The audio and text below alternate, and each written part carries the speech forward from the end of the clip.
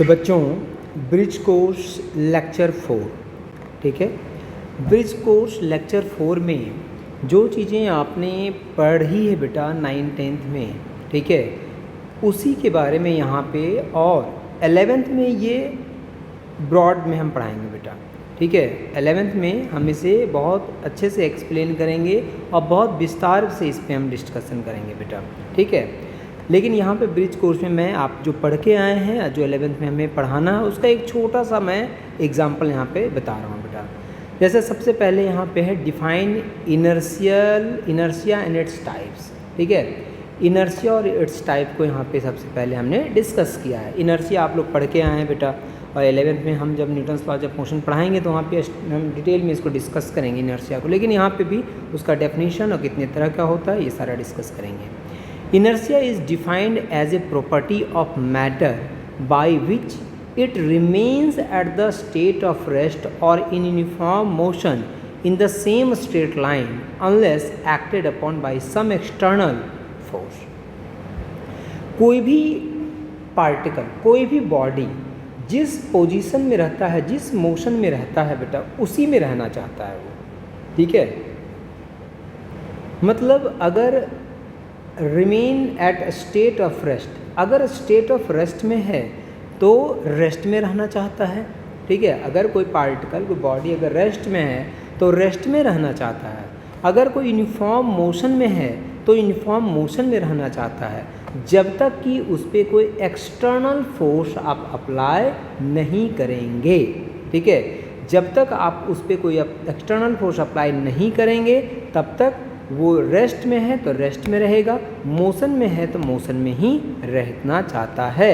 And this is known as a inertia, ठीक है। इसी को इनर्शिया कहते हैं। ये बॉडी की प्रॉपर्टी होती है, प्रॉपर्टी ऑफ ए मैटर, ठीक है। It is defined as a property of a matter by which it remains at a state of rest और in uniform motion in the same straight line unless acted by the some external force. जिस अवस्था में है वो उसी अवस्था में रहना चाहता है। अगर रेस्ट में है तो रेस्ट में रहना चाहेगा, मोशन में है यूनिफॉर्म मोशन में तो यूनिफॉर्म मोशन में रहना चाहेगा, जब तक कि आप उस पर कोई एक्सटर्नल फोर्स अप्लाई नहीं करते हैं। Following are the 3 types of inertia. 3 तरह की इनर्शिया होते हैं। One is known as inertia of rest, next is known as inertia of direction and third is known as inertia of motion. Inertia of rest, ये तो देखो 2 तो इसी से निकला हुआ बेटा, ये जो हमने अपनी डेफिनेशन पढ़ा उसी से 2 निकला हुआ है। इनर्शिया ऑफ रेस्ट, जो बॉडी रेस्ट में है वो रेस्ट में रहना चाहता है, ठीक है। Inertia of rest, when the resistance is offered by the body to continue in the state of rest unless external force is acted on it. Inertia of rest का क्या मतलब है? कोई भी बॉडी अगर रेस्ट में है तो रेस्ट में ही रहना चाहता है जब तक कि आप उस पर कोई एक्सटर्नल फोर्स नहीं लगाते हैं। इनर्शिया ऑफ मोशन का क्या मतलब है? When the resistance is offered by the body to continue to in uniform motion unless the external force is acted. अगर कोई बॉडी मोशन में है तो मोशन में, यूनिफॉर्म मोशन में है तो यूनिफॉर्म मोशन में रहना चाहता है जब तक कि आप उस पर कोई एक्सटर्नल फोर्स अप्लाई नहीं करते हैं। इनर्शिया ऑफ डायरेक्शन का क्या मतलब है? इनर्शिया ऑफ डायरेक्शन कहता है when the resistance is offered by the body to continue the motion in same direction unless an external force है। अगर कोई बॉडी किसी एक डायरेक्शन में है तो उसी डायरेक्शन में रहेगा जब तक कि आप उस पर, उसका डायरेक्शन तब चेंज होगा जब आप उस पर एक्सटर्नल फोर्स अप्लाई करते हैं। अब इसके एग्जाम्पल क्या क्या हैं? जैसे इनर्शिया ऑफ रेस्ट, अगर हम सबसे पहले इनर्शिया ऑफ रेस्ट की बात करें तो इनर्शिया ऑफ रेस्ट का क्या एग्जाम्पल है? तो अगर हम इनर्शिया ऑफ रेस्ट की बात करें तो इनर्शिया ऑफ रेस्ट का एग्जाम्पल है कि जैसे आप कोट है और कोट में धूल है, आप डंडा लीजिए और डंडा से कोट को हिट कीजिए। तो जब कोट को हिट करते हैं तो जो धूल था उसमें, जो डस्ट पार्टिकल था वो तो उसी पोजीशन पे था, लेकिन कोट क्या हुआ? कोट पे जब आपने डंडा चलाया तो कोट पीछे की तरफ चला गया। तो इसीलिए जब डंडा लगाते हैं ना कोट पे, कोट जो होता है, जो पहनने वाला कोट होता है, उस पर जब डंडा आप पीटते हैं, डंडे से उसको हिट करते हैं तो धूल नीचे गिरता है। क्यों? क्योंकि वो धूल जो है, डस्ट पार्टिकल, वो तो रेस्ट में था और जब डंडा आपने लगाया तो कोट तो पीछे चला गया तो धूल वहाँ पे नीचे चला जाता है। तो ये एक एग्जाम्पल है इनर्शिया ऑफ रेस्ट का। इनर्शिया ऑफ मोशन का क्या रेस्ट है? बच्चों आप बस में जाते हैं, ठीक है, बस में आप खड़े हैं, ठीक है, या दूसरा एग्जाम्पल इनर्शिया ऑफ रेस्ट का क्या होगा। इनर्शिया ऑफ रेस्ट का एग्जाम्पल होगा कि आप बस में जैसे अब जब जाते हैं तो बस में आप खड़े हैं, बस रेस्ट में, आप भी बस में हैं, अचानक से जब बस चलती है, ठीक है, अचानक से जब बस चलती है तो आप क्या होता है, ठीक है, आप किधर झुकते हैं। तो आप अगर बस जैसे अचानक से स्टार्ट हो गई, आप पहले रेस्ट में था, आप भी रेस्ट में थे, बस में बस अचानक से स्टार्ट हो गई, तो पैर का जो पोर्शन है वो बस के साथ में वो तो मोशन में आ गया, लेकिन कमर के ऊपर का जो पोर्शन है वो तो रेस्ट में रह गया, इसीलिए पीछे की तरफ हम झुक जाते हैं, पीछे की तरफ गिरने लगते हैं हम, ठीक है। तो ये भी एक एग्जाम्पल है किसका, इनर्शिया ऑफ रेस्ट का। इनर्शिया ऑफ मोशन का एग्जाम्पल क्या है, बस का ही हम एग्जाम्पल लेते हैं। जैसे ये बस है, ठीक है, ये बस है, ठीक है, ये बस है, अचानक से जैसे बस चल रही है, वी वेलोसिटी, कोई वेलोसिटी से बस चल रही है, इसमें बस में हम हैं, इस टाइम पे क्या है कि जो कमर के नीचे का पोर्शन है, पैर जो है वो बस के साथ मोशन में है, पूरा बॉडी मोशन में है, लेकिन जैसे ही ब्रेक लगाते हैं तो ये जो बॉडी है, जो कमर के नीचे का पोर्शन है, ये तो किस में आ जाता है, रेस्ट में आ जाता है, लेकिन जो ऊपर का पोर्शन है वो किस में रह जाता है, मोशन में रह जाता है, इसीलिए हम आगे की तरफ गिरते हैं, फॉल करते हैं, करते हैं हम, ठीक है। जैसे ही बस में ब्रेक लगता है तो हम आगे की तरफ झुक जाते हैं, क्यों, क्योंकि नीचे वाला जो कमर के नीचे का पोर्शन है बस के साथ में वो भी रेस्ट में आ जाता है, लेकिन कमर के ऊपर का जो पोर्शन है वो मोशन में ही रह जाता है, और इसीलिए हम वहाँ पे आगे की तरफ फॉल करते हैं, ठीक है। 2 हो गए यहाँ पे। थर्ड में हो गया inertia of direction. Inertia of direction का एग्जांपल हम ले सकते हैं कि जैसे आप कार में बैठे हुए हैं और कार जब शार्प टर्न आता है तो क्या करते हैं, आप गाड़ी को मोड़ते हैं, वहाँ पे टर्निंग लेते हैं, तो टर्निंग पे आप देखते हैं कि आप फील करते होंगे कि आप पे एक फोर्स लगता है, ठीक है, आप पे टर्निंग पे लगता है, आप बाहर की तरफ एक फोर्स लगता है आपको, तो ये जो फोर्स लग रहा है इसका मतलब जब आप डायरेक्शन चेंज कर रहे हैं तो कहीं ना कहीं एक एक्सटर्नल फोर्स वहाँ पे एक्ट करता है, तो बिना एक्सटर्नल फोर्स के डायरेक्शन चेंज नहीं करता है। तो इनर्शिया ऑफ डायरेक्शन का ये एक एग्जांपल है यहाँ पे, ठीक है। तो inertia of rest, inertia of direction, inertia of motion के ये सब एग्जांपल हुए। ये सारा बेटा फिर से डिटेल में हम 11th में जब हम स्टार्ट करेंगे न्यूटन्स लॉज ऑफ मोशन, तो वहाँ पे डिटेल में फिर इसके बारे में हम सारा पढ़ेंगे, ठीक है। इसके बाद एक्सप्लेन व्हाट इज़ मोमेंटम, इसके बारे में भी हम 11th में पढ़ेंगे। फिर से यहाँ पे हम डेफिनेशन वगैरह इसका पढ़ लेते हैं। Momentum is how we measure mass that is in motion. Momentum is how we measure mass that is in motion. Any moving object will have momentum. Under the law of physics, the object's momentum equals mass time velocity. ठीक है, momentum को actually p से denote किया जाता है, p equal to होता है mass into velocity. Momentum is a vector quantity because velocity is a vector quantity, लेकिन वेक्टर स्केलर पता नहीं आपने अभी तक नहीं पढ़ा होगा, तो ये चीज़ें हम अभी आपको 11th में जब हम स्टार्ट करेंगे न्यूटन लॉज ऑफ मोशन, तो वहाँ पे ये सारा हम पढ़ाएंगे कि वेक्टर, उसके पहले ही पढ़ा देंगे हम कि वेक्टर क्या होता है, स्केलर क्या होता है, तो बताएंगे हम आपको कि मोमेंटम क्यों वेक्टर क्वांटिटी है, वेलोसिटी क्यों वेक्टर क्वांटिटी है। तो अभी सिर्फ याद रखना है कि मोमेंटम इक्वल टू मैथमेटिकली होता है मास इंटू वेलोसिटी, ठीक है, और मोमेंटम इक्वल टू क्या होता है, मास इनटू वेलोसिटी। और अगर डिफाइन कर लेंगे तो momentum is the quantity of motion contained in a body, ठीक है। आप डायरेक्टली ये बोल सकते हैं एक लाइन में कि momentum is the quantity of motion contained in a body and is compounded by quantity of matter moved and the velocity which is moves. Momentum is present when you walk, run, etc. If bicycle and a car travel down the street at an equal velocity, the car will have most momentum. क्यों होगा, क्योंकि car का मास ज़्यादा है, तो velocity same है लेकिन मास ज़्यादा है, तो मास इंटू वेलोसिटी मोमेंटम है। तो अगर कार का मास ज़्यादा है तो मास इंटू वेलोसिटी जो होगा वो क्या होता है, मोमेंटम। तो मास ज़्यादा है तो मोमेंटम ज़्यादा होगा, तो कार का मास क्या होगा, ज़्यादा होगा, साइकिल का मास क्या होगा, कम होगा। Since velocity is consider to be a vector, देखो लिखा हुआ है यहाँ पे कि वेलोसिटी जो होता है वैक्टर क्वांटिटी होता है, momentum is consider a vector as well. This means momentum has a significance of momentum and direction. मतलब मोमेंटम में दो चीज़ें होती है, मैग्नीट्यूड भी होता है, डायरेक्शन भी होता है। The momentum direction indicated by vector और एन एरो, ये हम डिस्कस करेंगे बेटा आपसे कि वेक्टर क्या होता है। वेक्टर का नोटेशन ऐसे होता है, जैसे मोमेंटम लिखेंगे ना, मोमेंटम को ऊपर में इस तरह के एरो लगाते हैं, इसका मतलब ये बताता है आपको कि momentum is a vector quantity. तो सारा हम 11th में जब अभी स्टार्ट करेंगे 11th चैप्टर, तब वहाँ पे हम सारा इसको डिस्कस करेंगे। आपने ये पढ़ा भी होगा मोमेंटम के बारे में अभी, इसीलिए थोड़ा सा मैंने डिस्कस किया आपसे। What is Newton's first law of motion, आपने ये जरूर पढ़ के आए होंगे सारे बच्चे, न्यूटन का फर्स्ट लॉ क्या है, सेकंड लॉ क्या है, थर्ड लॉ क्या है। तो यहाँ पे भी थोड़ा सा हम डिस्कस कर रहे हैं, बाकी हम ये पूरे डिटेल में हम इस पे चलेंगे बेटा 11th में हम पढ़ाएंगे आपको, ठीक है।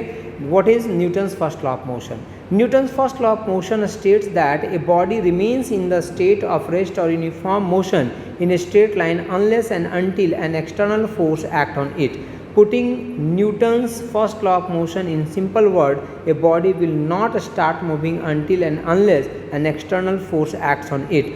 देखो, जो लॉ ऑफ इनर्शिया है ना, वही आपका फर्स्ट लॉ, जो मतलब कि इनर्शिया का डेफिनेशन है वही आपका फर्स्ट लॉ है, ठीक है। फर्स्ट लॉ वही कहता है कि कोई भी बॉडी अगर रेस्ट में है तो रेस्ट में ही रहेगा, मोशन में है तो मोशन में ही रहेगा, जब तक कि आप उस पर कोई एक्सटर्नल फोर्स अप्लाई नहीं करते हैं। तो यही तो डेफिनेशन है इनर्शिया का।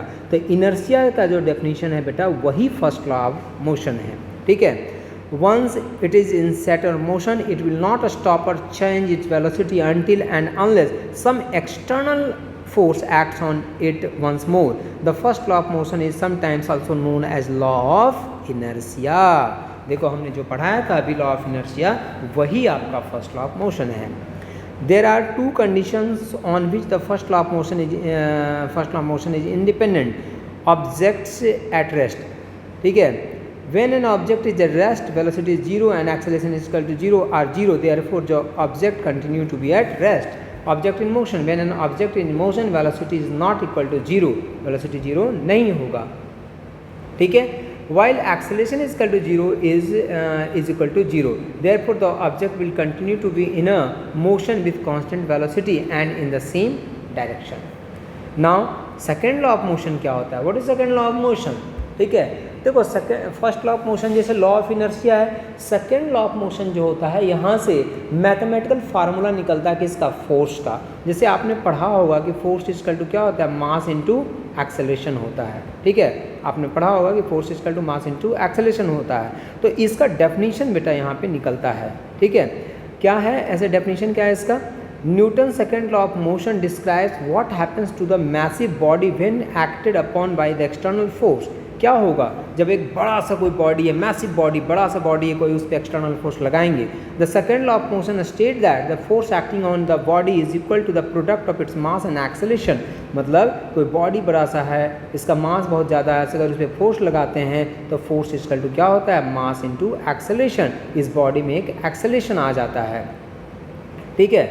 Newton second law state that the acceleration of an object as product produced by a net force is directly proportional to the magnitude of the net force in the same direction as that the force applied and inversely proportional to the object masses, ठीक है।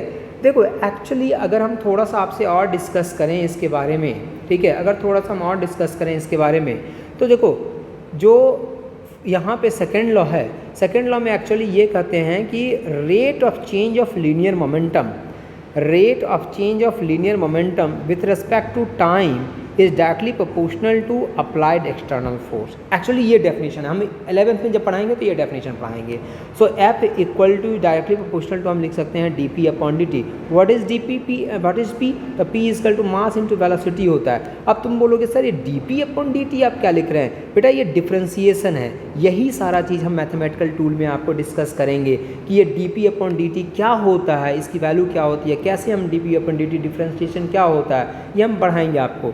जब force equal to करते हैं तो k constant आता है d, और mass into velocity upon dt लिखते हैं। मास कांस्टेंट होता है तो force equal to k m and dv upon dt लिखते हैं। एंड dv अपॉन dt जो होता है बेटा रेट ऑफ चेंज, इसको dv अपॉन dt बोलते हैं या डिफ्रेंशिएशन को बोलते हैं rate of change of velocity with respect to time. Rate of change of velocity with respect to time है, इसको एक्सेलरेशन a से डिनोट करते हैं बेटा, एक्सेलरेशन बोलते हैं इसको हम। सो यहाँ से लिखते हैं हम f equal to k m into a, ठीक है। So this is equal to a force is a vector quantity. So हम इस पे वेक्टर का नोटेशन लगा रहे हैं, वेक्टर सारा पढ़ाएंगे अब आपको हम ये सारी चीज़ें।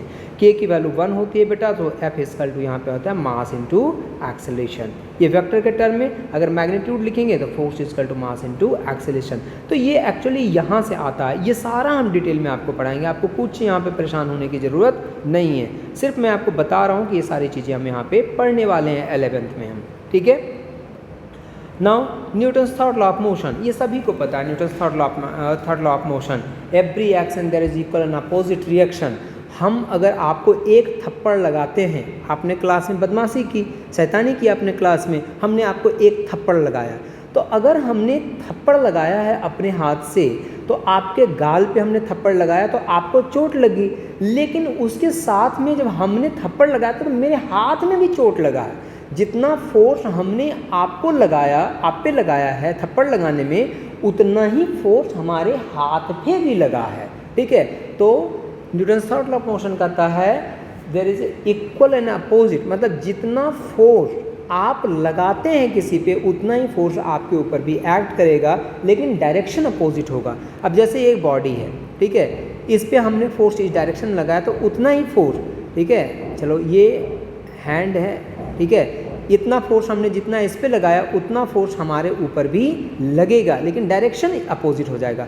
हमने इस डायरेक्शन में लगाया है, ये अपोजिट डायरेक्शन में लगा रहा है, लेकिन मैग्नीट्यूड क्या होगा, इक्वल होगा। थर्ड लॉ यही है बेटा, ठीक है। There every action there is equal and opposite reaction.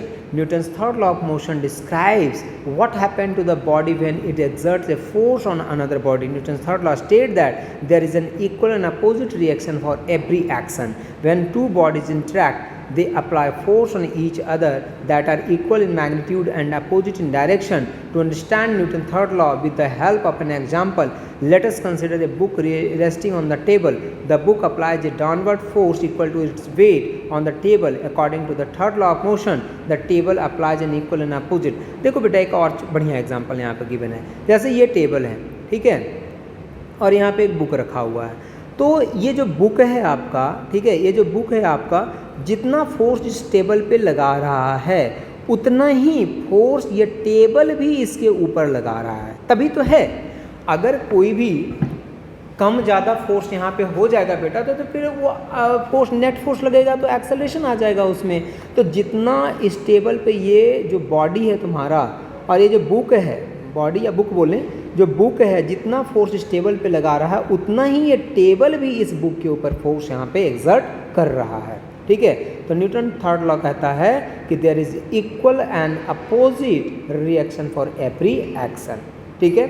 इसके बाद है टाइप्स ऑफ फोर्सेस। बहुत सारे टाइप्स के होते हैं फोर्सेस के, जिसको हम डिस्कस करेंगे धीरे धीरे, ठीक है। अभी यहाँ पे हम मेनली दो टाइप्स में इसको डिस्कस करते हैं। Contact forces, interaction between objects that touch, ठीक है। कॉन्टैक्ट फोर्सेज वो फोर्सेज होते हैं कि जहाँ पे फोर्स लग रहा है तो कॉन्टैक्ट के कारण लगता है। एक बॉडी का दूसरे बॉडी में कॉन्टैक्ट होता है तब फोर्सेज जो लगता है उसको हम कॉन्टैक्ट फोर्सेज कहते हैं। एक होता है non contact forces. What is non contact forces? Non contact forces वो फोर्सेज होता है अट्रैक्ट और repel even from the distance. यहाँ पे बॉडी टच में नहीं आता है, ज़रूरी नहीं है कि टच करने की ज़रूरत है। यहाँ पे बॉडी दूर दूर होते हैं तब पर भी यहाँ पे फोर्स लगता है, and this force is known as a non contact force. अब कॉन्टैक्ट फोर्सेस कौन से होते हैं? अप्लाइड फोर्स, जो किसी बॉडी पे हम जो लगाते हैं force, this applied force is A contact force. Spring में जो फोर्स लगता है, ड्रैग फोर्स मतलब कि जो एयर के कारण फोर्स लगता है। जैसे चिड़िया उड़ रही है तो उस पर ड्रैग फोर्स लगता है। जैसे हवा में हवा चल रही है, हम खड़े हैं तो हमारे ऊपर जो एयर जो फोर्स लगा रहा है, this is known as a drag force. Car चलती है तो हवा उस पर लगती है ना बहुत तेज, वो ड्रैग फोर्स कहलाता है। Frictional force, normal force. What is normal force? Normal force हो गया बेटा कि जैसे ये टेबल है, ठीक है, और यहाँ पे एक बुक है या कोई भी ऑब्जेक्ट है, तो जितना इसका वेट होगा वो डाउनवर्ड डायरेक्शन में लगेगा। वेट इसका क्या होता है? Mass into acceleration due to gravity. और इतना ही जितना फोर्स, तो ये वेट के बराबर ये फोर्स लगा रहा है बुक किस पे? टेबल पे, उतना ही टेबल भी इसके ऊपर फोर्स लगाएगा, और जो ये फोर्स लगाता है इसको हम नॉर्मल रिएक्शन कहते हैं, ठीक है। तो नॉर्मल रिएक्शन हो गया तुम्हारा, ये भी कॉन्टैक्ट फोर्स हो गया। उसके बाद नॉन कॉन्टैक्ट फोर्सेज में क्या है, मैग्नेटिक फोर्स। अच्छा देखो, दो मैग्नेट जब होते हैं तो दो मैग्नेट दूर दूर होते हैं। एक मैग्नेट यहाँ पे है, this is north pole, this is south pole, and this is north pole and this is south pole. कोई कॉन्टैक्ट नहीं होता है, फिर भी एक दूसरे को क्या करते हैं, अट्रैक्ट कर लेते हैं। ठीक है, चार्ज के बीच में एक पॉजिटिव चार्ज है, एक नेगेटिव चार्ज है, एक positive charge negative charge, contact में लाने की जरूरत नहीं है, लेकिन ये एक दूसरे को क्या करते हैं, अट्रैक्ट कर लेते हैं। तो इस तरह के जो फोर्सेज होते हैं, मैग्नेटिक फोर्स है, इलेक्ट्रोस्टैटिक फोर्स है, ठीक है, या फिर जो ग्रेविटेशनल फोर्स है, जहाँ पे दो मास होते हैं, एक मास m1 है, दूसरा मास यहाँ पे m2 है, इन दोनों के बीच में जो फोर्स लगता है, this force is known as a gravitational force. ये भी नॉन कॉन्टैक्ट फोर्स है, कॉन्टैक्ट में आने की जरूरत यहाँ पे भी नहीं होती है। तो जहाँ पे दो बॉडी, दो पार्टिकल बिना कांटेक्ट में आए हुए जो फोर्स लगता है, इसको हम नॉन कांटेक्ट फोर्स बोलते हैं। और जहाँ पे कांटेक्ट की रिक्वायरमेंट होती है, कांटेक्ट होगा तभी फोर्स डेवलप होगा, उसको हम कांटेक्ट फोर्स कहते हैं।